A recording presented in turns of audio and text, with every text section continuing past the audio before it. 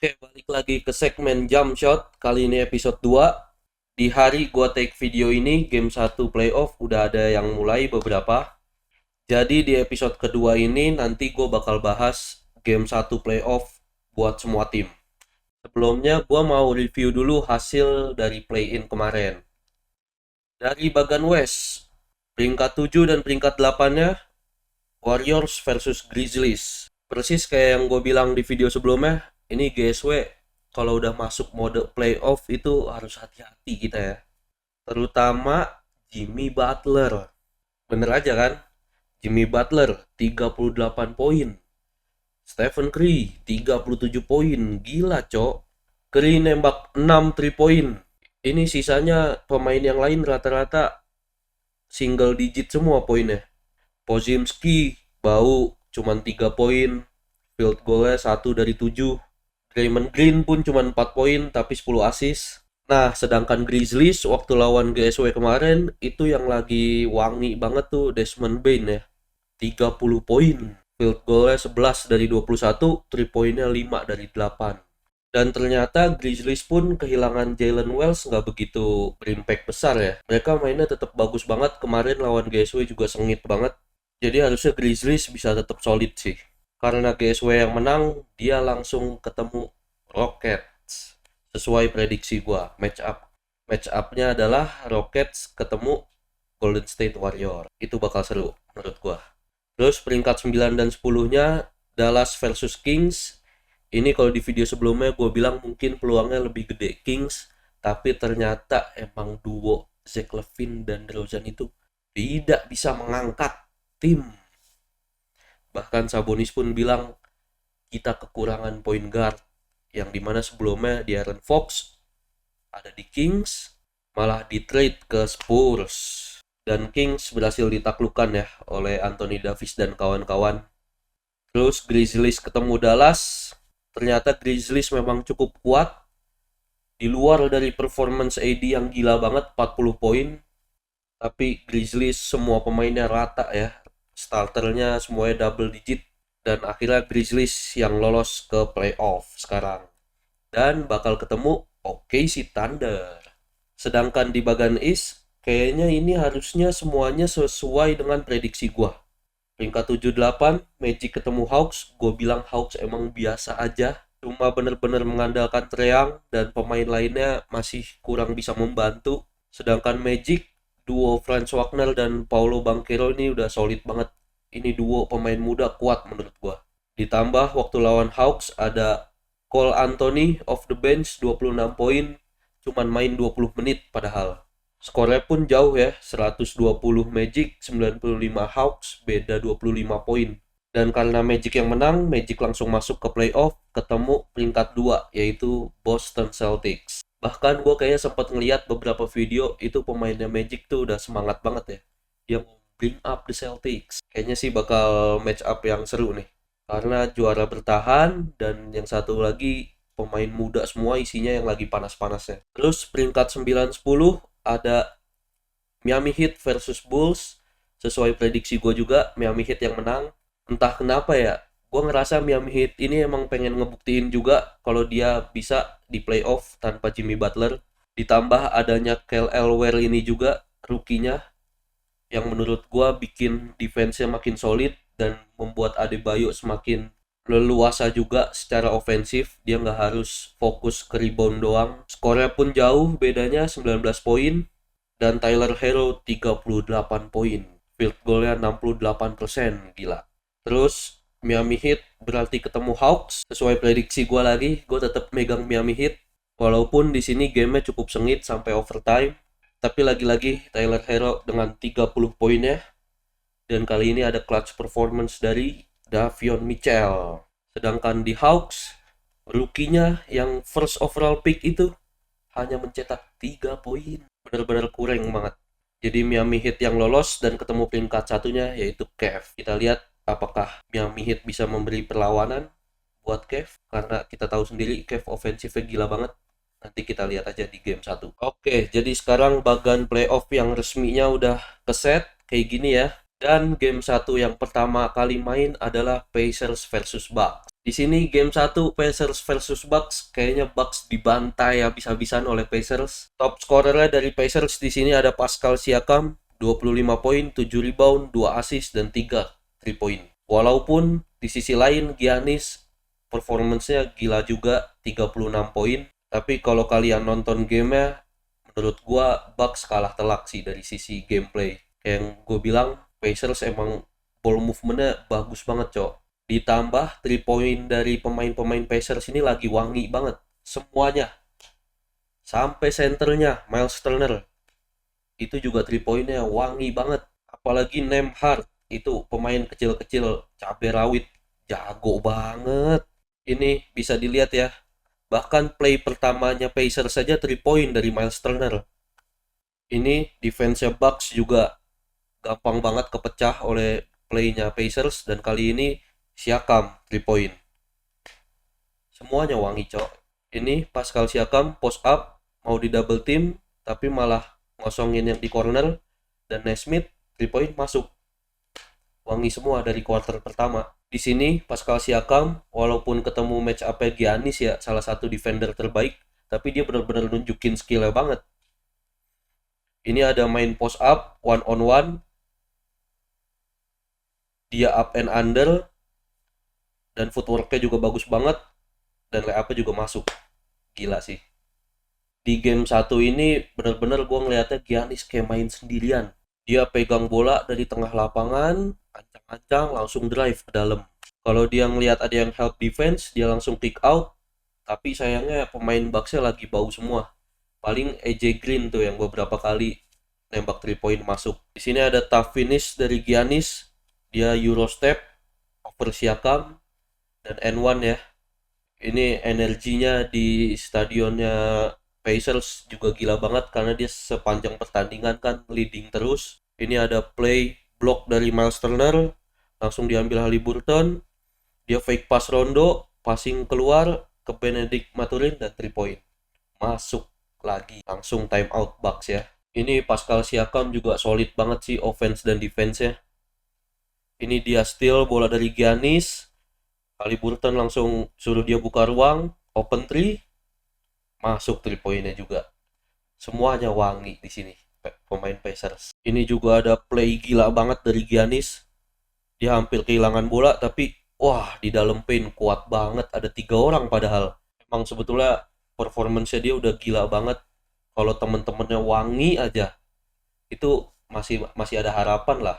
Seenggaknya gamenya tuh tadi gapnya agak tipis gitu. Kalau tadi kan gamenya rata-rata selalu double digit gapnya. Nah, dan yang defense pun Giannis lagi. Nah, blok keras ke Nembhard.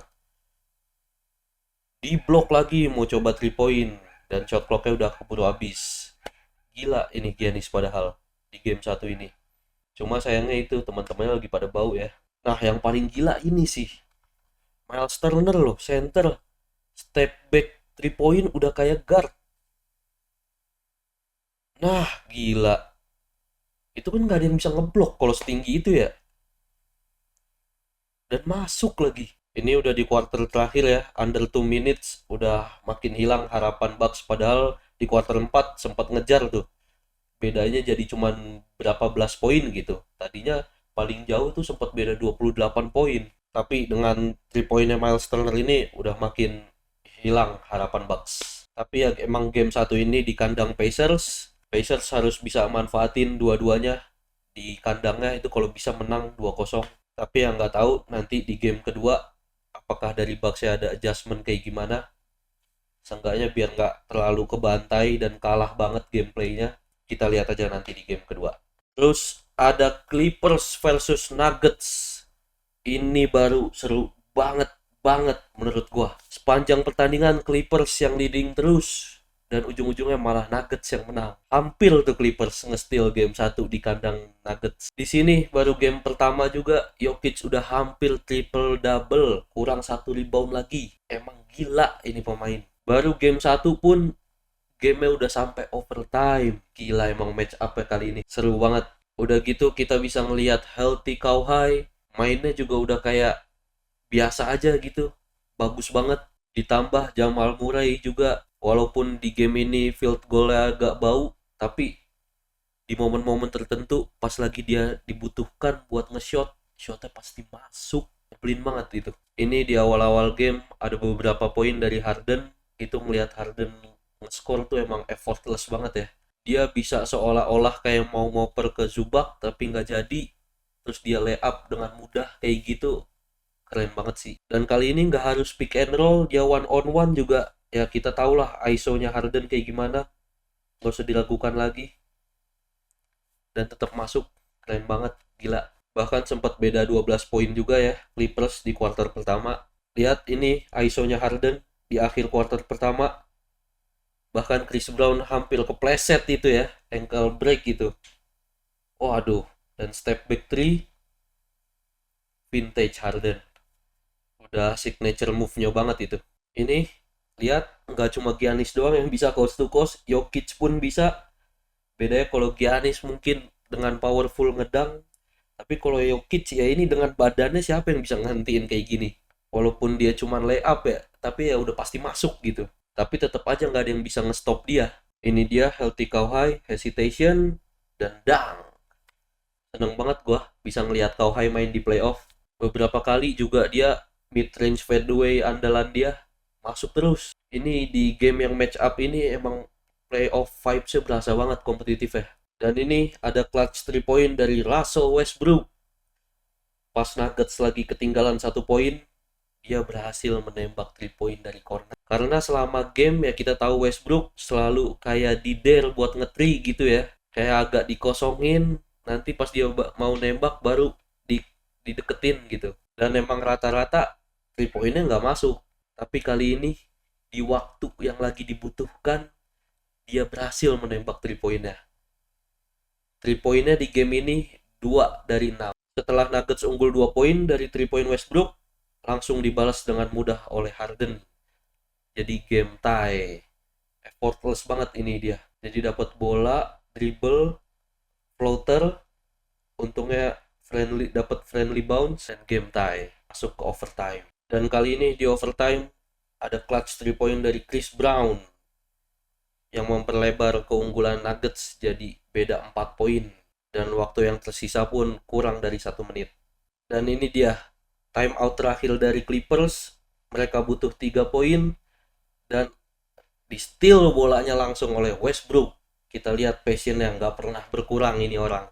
Dan dia pun berhasil nge-steal dari temennya sendiri, James Harden, yang pernah main bareng di OKC dan di Houston Rockets. Bahkan di Clippers juga sempat main bareng. Big time play banget ya, sesuai dengan captionnya. Play ini benar-benar seal the game tadi. Karena Clippers sudah nggak punya time out lagi. Oh iya, dan bahkan Westbrook nggak cuman steal, tapi ini juga jadi out Clippers karena bolanya kena tangan Harden. Last touch-nya ada di tangan Harden. Keren banget. Ini match-match yang kayak gini yang bikin playoff menarik terus, Cok. Seru banget. Seru banget match up ini menurut gua. Dan masih sesuai prediksi. Dan omongan gua masih sama. Gua nggak tahu siapa yang bakal lolos nantinya. Dan mungkin bakal sampai game 7. Karena dari game 1 aja udah sesengit ini. Bahkan tadi di tengah-tengah game gue pikir kayaknya nih Clippers bakal bisa nge-steal di game 1. Tapi ujung-ujungnya Nuggets nggak nyerah gitu aja. Sampai overtime ujung-ujungnya dia bisa ngebalikin keadaan. Sampai steal Westbrook terakhir tadi. Dan Nuggets yang menang. Gokil. Knicks versus Pistons. Game 1 ini juga lumayan seru menurut gue. Pistons gagal nge-steal di game 1 ini karena Knicks berhasil menang comeback di quarter 4.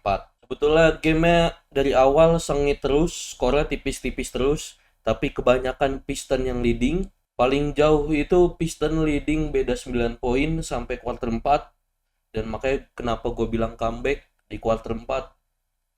Knicks menggila. Dari Piston yang berbahaya tuh pemain-pemain wingnya ya.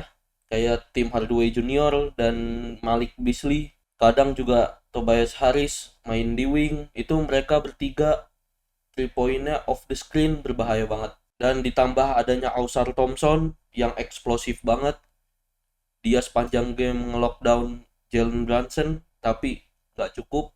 Masih kurang. Jalen Brunson tetap bisa nge-score 34 poin. Trionya ini menggila. total poinnya 80 antara Anunoby, Towns, dan Brunson. Ini ngelihat Anunoby main tuh, gue kayak ingat Kawhi pas lagi muda di Spurs. Two-way player, dia dikasih tugas buat nge-lockdown Cade Cunningham, dan berhasil di game 1. Cade Cunningham field goal-nya 8 dari 21, cuman 38%. 3 point juga bagus, mid range juga bagus. Bener-bener mirip Kawhi kalau gua ngeliatnya. Sedangkan Towns ini center offensive-nya gila sih menurut gua. Dia kalau udah dapet mismatch udah pasti poin. Sedangkan beberapa kali dia dimainin bareng sama Mitchell Robinson. Itu Pistons mau nggak mau Jalen Duren harus ngejaga Mitchell Robinson. Dan yang ngejaga Towns ini Tobias Harris. Nah itu aja hitungannya udah mismatch. Asal post up dikit, Towns pasti langsung bisa ngepoin walaupun itu Tobias Harris. Dikasih jarak dia nge-shoot bagus, kalau ditempel banget dia nge-spin atau ngedrive ke dalam juga susah banget dijaganya. Dan ini yang bikin Knicks comeback 21-0 run di quarter 4, dan di 21-0 run ini beberapa playnya ada dari Cameron Payne yang off the bench. Itu dia 14 poin, 11 poinnya di quarter 4. Knicks juga defense-nya gila banget ya. Itu jadi Cade Cunningham juga rada stres mungkin. Dia dijaga terus-terusan sama Anunoby. Kalau switch yang jaga Mikal Bridges itu juga masih panjang ya tangannya. Terus kalau switch juga itu ada Josh Hart. Josh Hart juga masih defender yang bagus. Langsung aja kita lihat highlight 21-0 run di quarter 4 itu. Yang pertama ada Cameron Payne drive. Terus ada Cameron Payne lagi yang berhasil ngedrive lagi ke dalam Payne-nya. Gampang banget ya. Gak ada help defense sama sekali. Terus juga ini ada tough shot dari Brunson yang gak balance tapi tetap masuk. Ini ada deep 3 dari Cat tapi gak masuk. Rebound Josh Hart, kasih Cameron Payne 3 point. Bang. Brunson lagi-lagi ngedrive ke dalam. And one. Brunson lagi kick out. Cameron Payne step back for 3. Ini dia salah satu faktor comebacknya Knicks juga di quarter 4. Ada steal dari Towns langsung ke depan. Josh Hart ke Brunson. Easy layup. Ada turnover lagi nih kayaknya dari Pistons. Nah, Towns lagi steal langsung ke depan. Brunson lagi. Payne-nya gampang banget. Ini Josh Hart juga layup. Attack Payne-nya Pistons gampang banget. Nah ini udah akhir-akhir dari 21-0 run-nya ya. Pistons udah kejebolan banyak. Defense-nya udah makin gak fokus. Ditambah layup dari Josh Hart yang tadi gampang banget. Dan di game 1 ini juga ada highlight of the game-nya ya. Putback dunk dari Mitchell Robinson. Ini Brunson pura-pura jalan. Langsung drive ke dalam. Floater gak masuk. Mitchell Robinson putback dunk on Isaiah Stewart. Tapi match up ini masih sengit ya, cukup sengit. Jadi game 2 gak tahu hasilnya bakal gimana. Karena sebetulnya tadi aja Pistons hampir bisa nge-steal game 1 ini. Cuman untungnya Knicks panas di quarter 4. Jadi Knicks bisa ngambil kemenangan di kandang mereka sendiri. Lanjut Lakers versus Timberwolves. Sulit menurut gua. Mau Luka sejago apa, kalau dia main sendiri susah sih. Susah menang. Lagi-lagi partisipasi poin Lakers paling banyak dari trionya. Luka Doncic 37 poin, LeBron 19 poin, Austin Reeves 16 poin. Sisanya hadeh. Yang lainnya tuh nggak berani masuk ke dalam paint karena ya ada Gobert, penggantinya ada Nasri, susah ngeskornya. Mereka lebih milih nge-shoot dari luar. Nah sedangkan shootnya aja nggak bagus. Finney Smith lah, Gabe Vincent, Hachimura juga. Luka Doncic sepanjang game di lockdown oleh McDaniels. Walaupun nggak ngaruh-ngaruh banget karena ujung-ujungnya Luka ya tetap jago banget.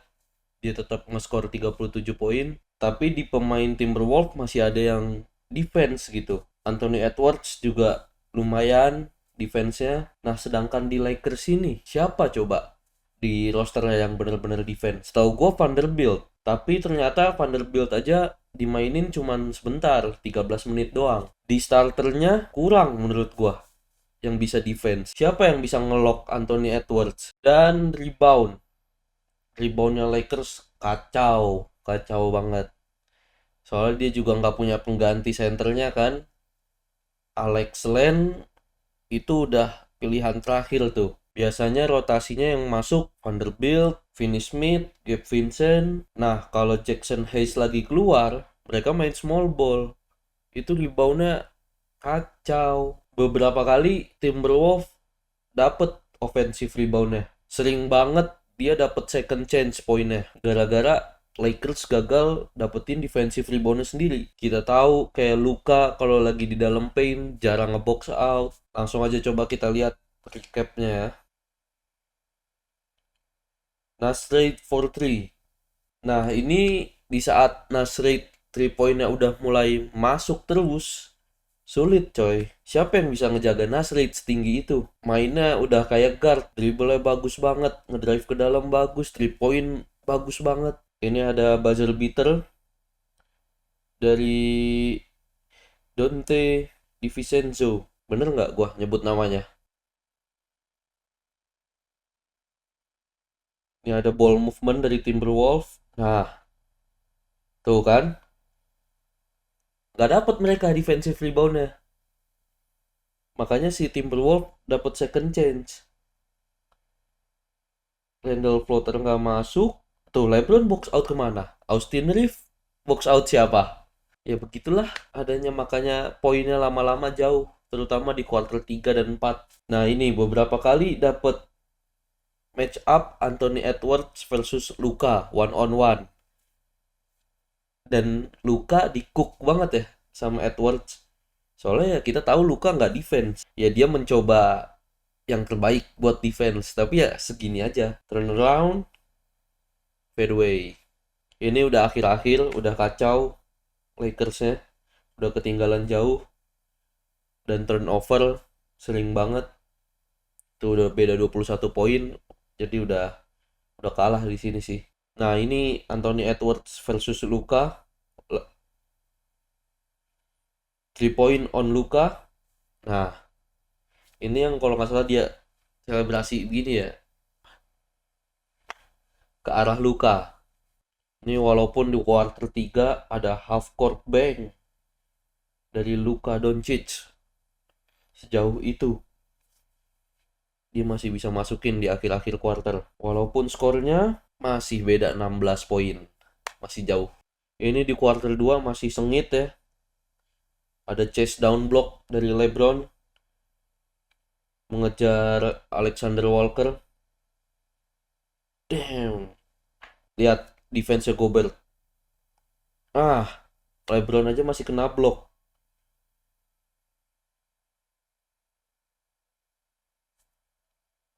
Good transition ngetri. Yang ngetri Nasrid main dalamnya. Sulit banget. Siapa yang bisa jagain? Gobert defense bagus banget. Makanya pemain-pemain yang lain jarang yang mau coba buat ngedrive ke paint. Dan di sini Nasrid ya, aduh sulit cok. Mereka harus punya center sih seenggaknya. Dan di game 1 ini mainnya adalah di kandang Lakers. Jadi ini adalah sebuah steal yang baik dari Timberwolves. Di game 1 mereka udah bisa ambil kemenangan 1-0. Dan ini malah tanda tanya banget buat Lakers di game kedua nanti. Karena di season akhir-akhir apalagi setelah masuknya Luka itu hype-nya tinggi banget buat Lakers. Ditambah banyak yang bilang kayak misalkan Lakers ketemu OKC juga pasti Lakers in 5 gitu. Come on man, don't disrespect OKC. Bahkan menurut gua aja di season setelah adanya Luka di Lakers itu gamenya masih gak konsisten menurut gua. Terutama di luar trionya itu deh. Nah, di game 1 kebukti mereka kelabakan melawan Timberwolves. Defense-nya jelek, rebound jelek. Alhasil mereka harus kehilangan 1 poin di first round ini. Buat game kedua, semoga Lakers bisa comeback ya. Karena biasanya luka kalau diisengin atau di trash talk kayak gini, biasanya dia ngamuk nih. Dan semoga timnya juga bener mainnya. Seenggaknya jadi 1-1 dulu. Dan selanjutnya ada tim kesayangan kita, OKC Thunder. Walaupun bisa dibilang gak seru game satu ini ya. Terlalu ngebantai. Starternya semua double digit, rata bagus semua. Di sini top performance-nya ada Jalen Williams, 20 poin, 5 rebound, 6 assist, 3 steal. Hanya dalam 25 menit. Ya karena quarter 4 ke belakang udah nggak main lagi tuh starter ya. Nah, poin terbanyaknya bahkan siapa? Aaron Wiggins, 21 poin. Itu juga karena ya dia ikut main terus sama benchnya ya selama udah menang jauh ke belakang. Shai pun nggak tembus 20 poin. Dia cuma 15 poin. Chet Holmgren 19 poin. Shai pun field goalnya bau banget, cuma 30%. 3 point 1 dari 7. Tapi OKC tetap menang jauh. Gila loh. Ini kalau kalian nonton emang bener-bener kayak video sebelumnya yang udah gue bilang, definisi tim ofensif dan defensif dua-duanya bagus. Ini OKC. Rata, bagus banget. Di game ini menurut gue yang lebih ke highlight bahkan defense-nya. Kenapa bisa sampai ngebantai banget? Karena defense-nya. Mereka berhasil punya 12 steal di game ini dan membuat Grizzlies melakukan 22 kali turnover dan setiap turnover langsung dibayar ke poin. Gila sih jadi menurut gua. Dan tiap quarternya meningkat bro poinnya. Quarter 1 32 poin, quarter 2 36 poin, quarter 3 44 poin. Gila nggak? Dan ini masih dibilang Lakers in 5. Gila, come on bro. Gue pun gak bilang OKC pasti juara, cuman ayolah, jago ini tim gitu loh. Jangan diremehin, mereka peringkat 1. Harusnya kali ini bisa sampai conference finals menurut gue. Coba langsung aja kita lihat recapnya. Block by Holmgren. Zach Edey loh, ini sama-sama 7 footer. Secara defense gila OKC. Ini ada transisi, fast break, Cason Wallace. Damn. Bayangin. Ini bench playernya nge-push transition kayak gini. Nih Caruso defense-nya juga top banget selama game. Aliap to J-Dub.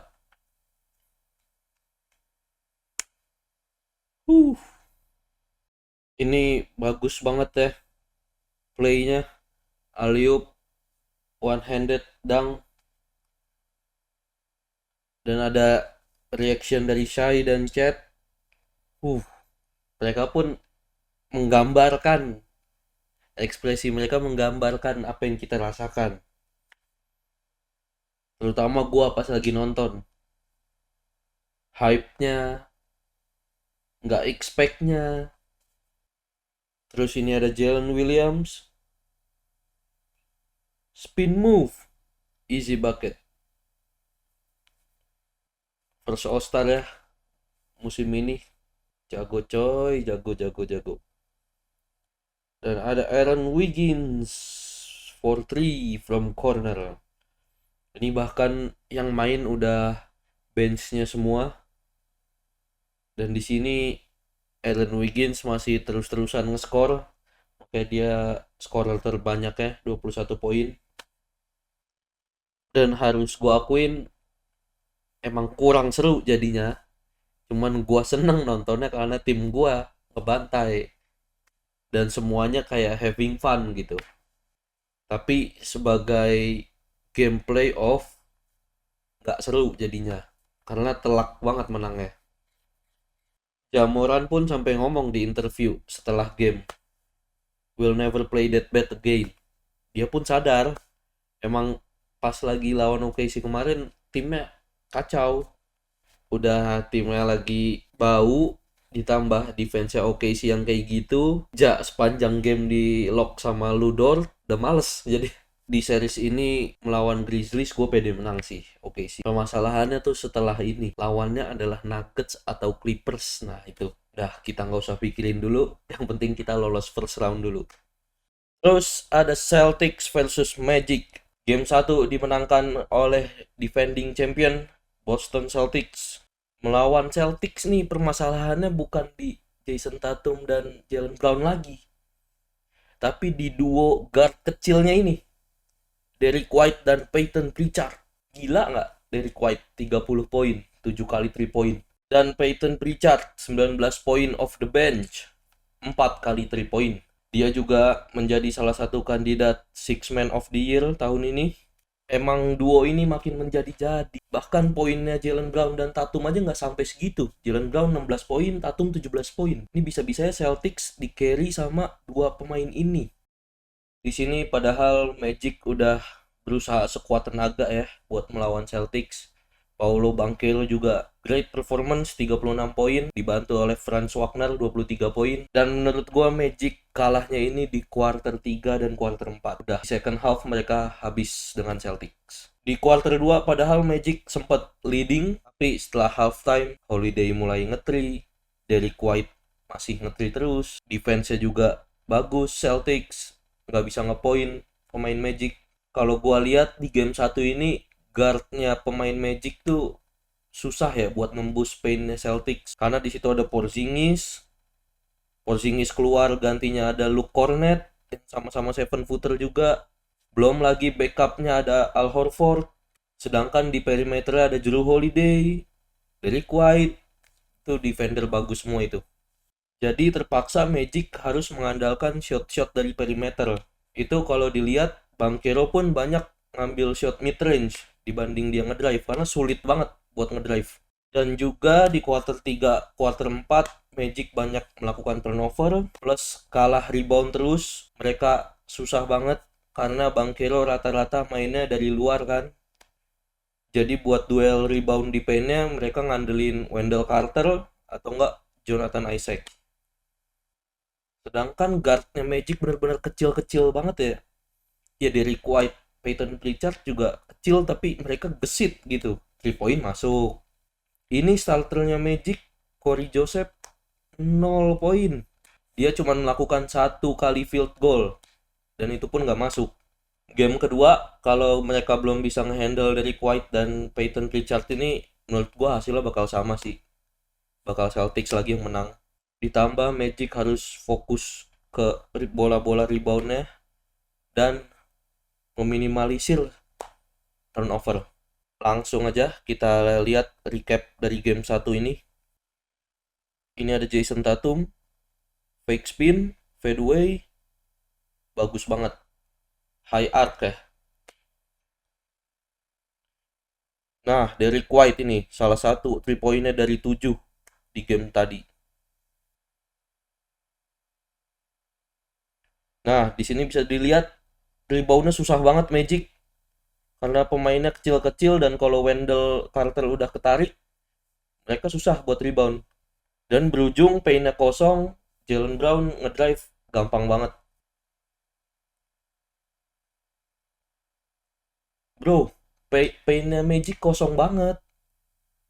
Apalagi udah dapet mismatch ya kan. Ini Pritchard ketemu Wendell di drive, gak ada yang help defense, gila. Soalnya Banchero itu udah nempelin Tatum ya kayaknya ya. Oh enggak, dia udah ngebox out Horford biar nggak ngoper Pritchardnya. Dari White lagi, easy money. Kita lihat nanti game 2 bakal kayak gimana. Sesuai yang tadi gue bilang, kalau mereka nggak bisa ngehandle guard-guardnya itu, guard-guardnya Celtics, hasilnya sama menurut gue. Celtics lagi yang menang. Karena Banchero dan Franz Wagner udah solid banget, udah oke banget di game ini. Paling tinggal support dari teman-temannya aja. Lanjut, ada Cavs versus Miami Heat. Ini jadi fans Heat sih stres ya, nontonnya stres banget ini. Itu ofensifnya Cavs gila cok. Bola gerak terus, semua opsi ada. Donovan Mitchell jago banget.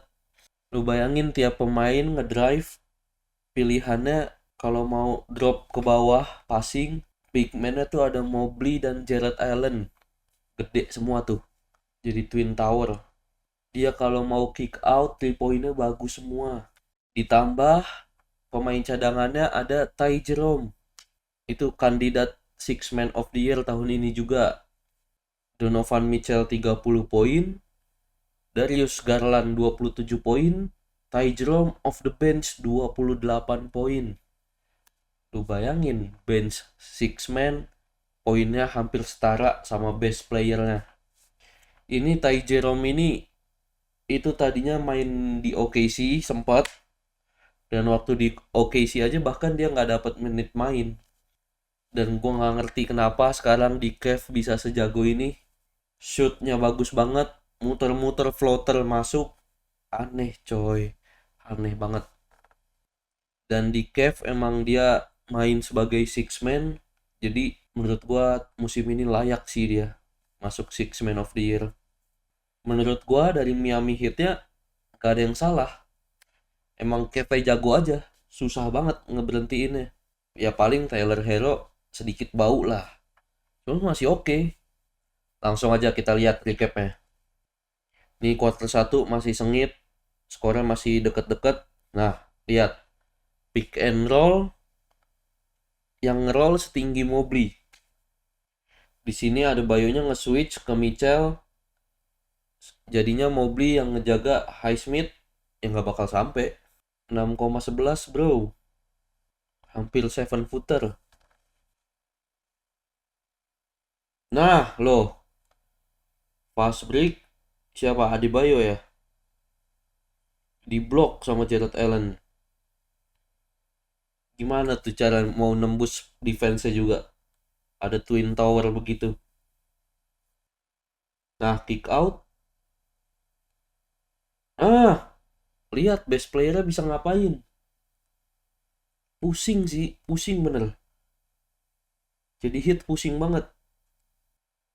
Ini dia yang gue bilang Ty Jerome, six man-nya from logo. From logo. Six man nge-shoot from logo. Udah kayak Lillard. Udah kayak Stephen Curry. Bukannya apa ya? Nilai confidence-nya itu loh. Kok bisa? Mobley double team. Lihat. Masih dapat Garland. Shot clock udah mau habis pun tetap masuk 3 poinnya coy. Gimana itu cara ngedefense-nya? Kalau gue mikirnya tuh ya Cavs sama OKC tuh hampir-hampir sama gitu. Karena 5-5 pemainnya yang terutama yang di starter ya, itu benar-benar bisa ngasih impact play langsung. Mungkin kalau di OKC minusnya ada Ludor agak pasif lah secara offense. Dia pasti kalau lagi offense ya entah nunggu buat 3 point atau cutting. Nah sedangkan Cavs semuanya benar-benar bisa ngasih impact tuh buat offense. Berat sih, ini match up berat. Mungkin ini yang gue bisa bilang nge-sweep paling mungkin match up ini. Kedua setelah ini yang mungkin OKC Grizzlies bisa nge-sweep juga. Tapi kalau dilihat kemungkinannya kayaknya ini deh lebih gede. OKC Grizzlies walaupun emang OKC-nya gila banget, cuman kayak kemarin tuh emang udah terlanjur ngebantai dan jauh dari awal aja. Makanya makin ke belakang udah makin males-malesan tuh Grizzlies. Udah nggak ngejar lagi, udah nggak berusaha lagi. Nah kalau ini walaupun hitnya masih bagus, menurut gue hitnya masih bagus, cuman kayak udah beda kelasnya itu kelihatan banget. Kenapa ya? Kevin ini gila coy. Menurut gue ya bisa nge-sweep ini. Dan yang terakhir, Golden State Warriors versus Houston Rockets. Ini match up juga yang seru banget, sumber highlight dan hasilnya pun sudah kuduga. Ini kenapa makanya gua nggak mau OKC ketemu Golden State Warriors di first round. Untungnya di play-in dia langsung menang ya, pakai ketemu Rockets. Duo barunya ini loh, Steph dan Jimmy Butler. Stephen Curry 31 poin, Jimmy Butler 25 poin. Masalahnya dengan adanya Stephen Curry dan Draymond Green aja udah merepotkan kan sebetulnya. Terus ditambah penggantinya Thompson adalah Butler. Maksudnya pengganti trionya ya, bukan pengganti sebagai shooting guardnya itu Jimmy Butler. Nah, yang dimana Jimmy Butler IQ basketbolnya juga hampir sama aja kayak Draymond Green, sama-sama bagus. Lu bayangin deh tuh, di tim lu ada Draymond Green sama Jimmy Butler, udah pasti kekontrol banget game ya. Sedangkan Rocket, gue nggak tahu sih ya di game ini kenapa. Cuman mereka yang gue tonton suka banget memaksakan drive-drive ke dalam. Padahal Warriors emang nggak main center, mungkin itu maksudnya. Cuman dari awal tuh nggak works. Rebound pun entah kenapa Warrior bagus banget. Padahal Rockets beberapa kali mainin Sengun dan Steve Adam barengan, tapi reboundnya tetap Warriors yang dapat.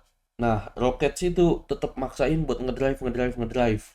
Padahal layupnya selalu dikontes dan nggak selamanya masuk. Dan kalau buat VanVleet emang kayaknya lagi bau. 3 pointnya 2 dari 13, udah jauh banget, bau banget itu.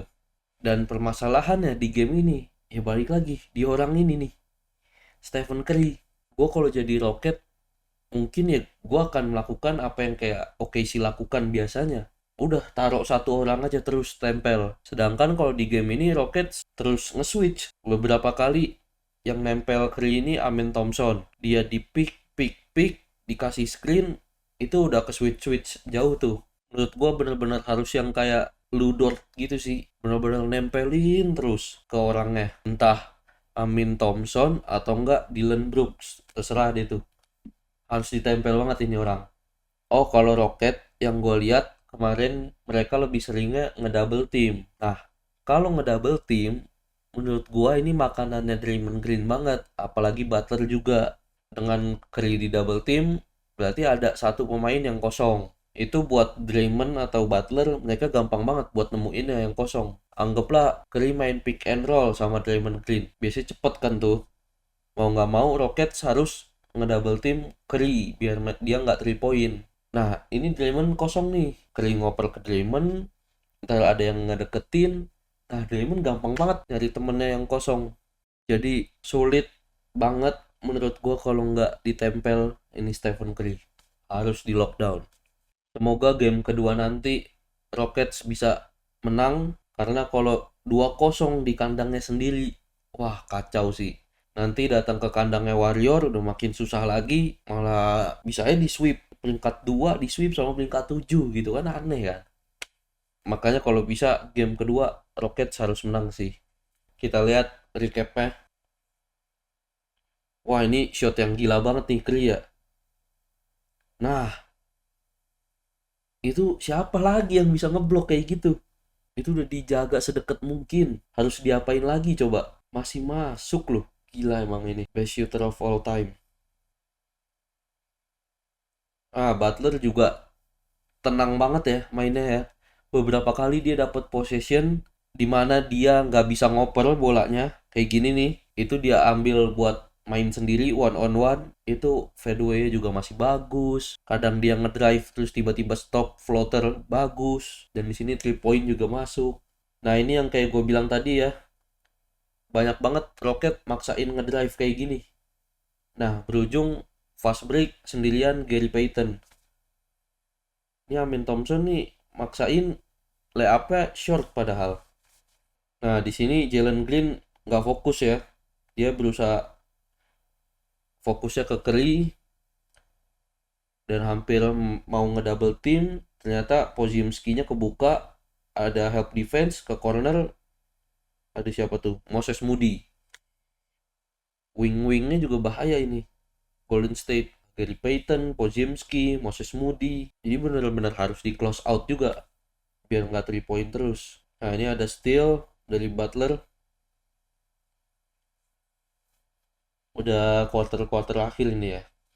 Padahal Draymond Green itu menurut gue nggak bisa tuh dia ngejagain Sengun. Beberapa kali tetap Sengun nge-score terus. Nah, mungkin itu yang harus dimanfaatin sih menurut gue. Oke, jadi segitu aja hasil review game pertama playoff. Masih too early buat ngelihat siapa yang lolos. Apalagi beberapa banyak yang sengit banget. Paling yang bisa dilihat benar-benar bedanya jauh banget tuh ya Cavs sama OKC. Sisanya belum ketahuan bakal gimana hasilnya. Nanti kita bakal lanjut di pembahasan selanjutnya di Jump Shot episode ketiga. Terima kasih semuanya yang udah nonton. Tolong dibantu like dan subscribe ya, biar gua semangat buat ngerjain konten ini. Bye-bye.